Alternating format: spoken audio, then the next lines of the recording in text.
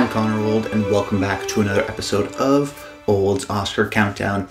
And this week we are going to be discussing the SAG Awards. They just happened. I wanted to give you some of my initial thoughts and analysis, get this uploaded as quickly as possible to ultimately help you with your Oscar predictions. We're right near at the end of the season now. We've had Critics' Choice and the Golden Globes and the BAFTA and SAG, and you can hear my thoughts and reactions to all those award shows and throughout the season, some of my analysis. I've been doing this now for 8 seasons. This season alone, we started back in October predicting the Oscars, and we're right near down the final home stretch. A couple weeks from now, we'll have the Oscars, and then we'll start off on a new, Oscar season next year. But we still have to make our predictions before the Oscars. That's going to be coming up in about a week or so's time.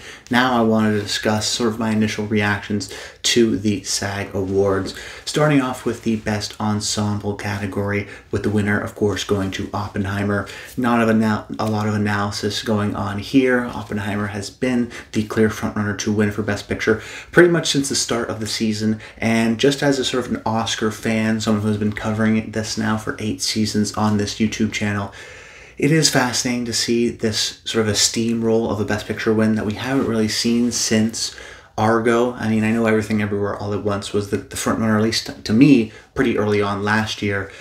But it was still some debate, I think, early on. I think a lot of people thought it was going to go to something like The Fabelmans. So really a clear frontrunner that we've had in September go all the way to eventually, I think, the Best Picture win at the Oscar. We haven't seen since probably a movie like Argo.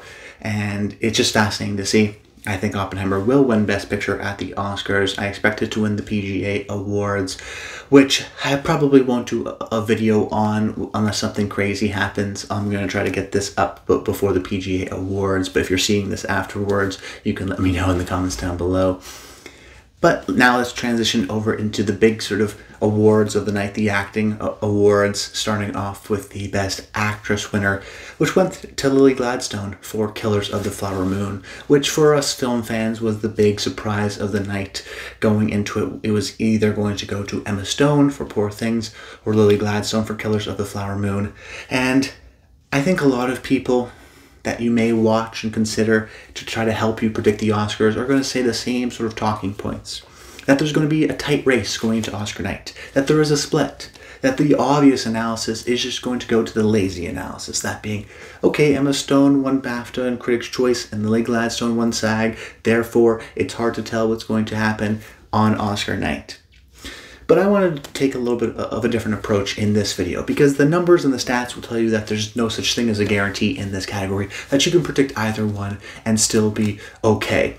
So at the end of the day, I do think similarly in that you should probably pick who you think is going to win and listen to your gut, because the numbers and the analytics kind of can go either way.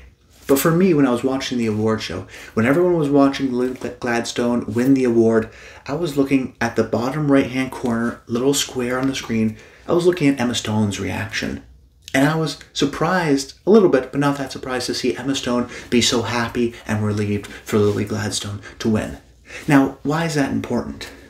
Because the numbers will tell us that it's a sort of an even split going into awards night. So we have to look at some of these more soft qualities of the Oscar race. This is where the numbers can't tell you exactly who's going to win. It's a close race. So we have to rely on intuition, something that I've built over the past 8 years covering the Oscars. The things that you start to see over and over again just by watching and following the Oscars as closely as I have for such a long time. And when I saw Emma Stone cheering so happily for Lily Gladstone to win, you saw an almost relieved look on her face, and it reminded me of something. It reminded me, and I went back and I saw just last year, Cate Blanchett, when she lost the SAG Award to Michelle Yeoh, she had a similar look of relief, of genuine happiness and joy for Michelle Yeoh.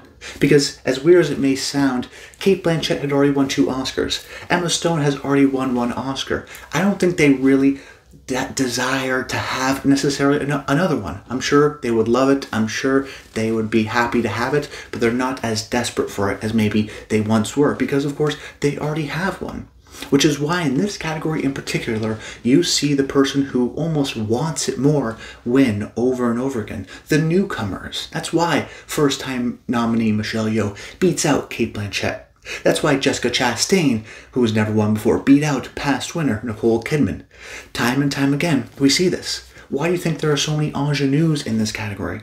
Because the Academy likes to reward the new young actress who's never won before. They don't like to do that in the Best Actor category. They like to give it to the same people over and over again and the older actor who has deserved it. But the new, exciting young actor, they almost always give it to in the lead actress category, which is why we have the ingenues, which is why a Michelle Yeoh, first-time nominee, beats out a past two-time winner in Cate Blanchett.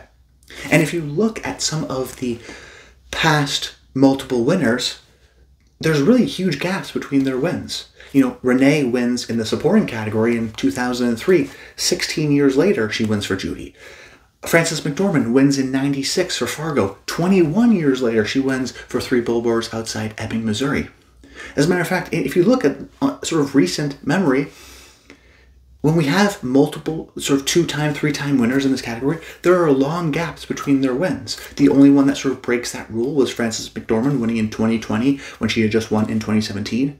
But if you remember, her competition that year was Viola Davis for Ma Rainey's Black Bottom. And Viola Davis had won just 4 years earlier for Fences. So there was sort of a bit of a tie of a past winner versus a past winner. So when we see instances like last year, like the year before that, like any of the ingenues, Brie Larson, Emma Stone, all the way back to, Gwyneth Paltrow, we always see the sort of young actress who has never won before beat out the established actor who has, because the Academy likes to reward people who almost want it more. And I think that will be the scenario this year. So we can get into the stats. Emma's maybe in a little bit more well-liked movie. She won the BAFTA. She also won Critics' Choice. But then you could also do the opposite and go, well, Lily Gladstone, probably the only winner for movie, has already won an industry award as well at SAG, which is more recent technically than BAFTA and has been more accurate in recent years. You can give me all the stats. But for me, you have to look and almost psychologize it and try to understand what this category likes to do. And look at those historical trends, like I mentioned, of the Academy, particularly for this category, liking to reward the never-before-won over the person who has already won. Emma Stone has won this category already less than 10 years ago for La La Land. It's still fresh in people's minds. She's still a very young actress. She's probably going to win again. Lily Gladstone, this is her opportunity to win it. And I thought with a very relaxed, classy, respectful speech, Lily Gladstone earned her way, I think, to an eventual Oscar win for Killers of the Flower Moon. Then the Best Actor winner went to Cillian Murphy for Oppenheimer. And I think I'm ready to call this one. I think Cillian Murphy is going to win the Oscar for Best Actor. He won the BAFTA, he won the Golden Globe, and now he's won the SAG. That's definitely enough for me to predict him to win at the Oscars. And the crazy thing is, this wasn't a huge surprise to me because he was always the frontrunner. I've been a big believer in his chances to win all the way back early in the season. He's always been my frontrunner. Even when everyone was predicting Bradley Cooper to win the Golden Globe, I had Cillian Murphy. Even when everyone switched their predictions on Gold Derby to Paul Giamatti after he won the Critics' Choice, I was still confident. I was confident Cillian Murphy was going to win the BAFTA, and then it would really come down to SAG here. But he was the frontrunner because, of course, he was the frontrunner. He was the frontrunner all along. He was the lead performance in the year's most acclaimed movie in, of course, Oppenheimer. So we were always looking for a challenger, I think, for a lot of people because they perceive Murphy's performance as not showy enough. But it really is quite, I think, a showy performance in how sort of tortured and complicated he portrays Oppenheimer in the film.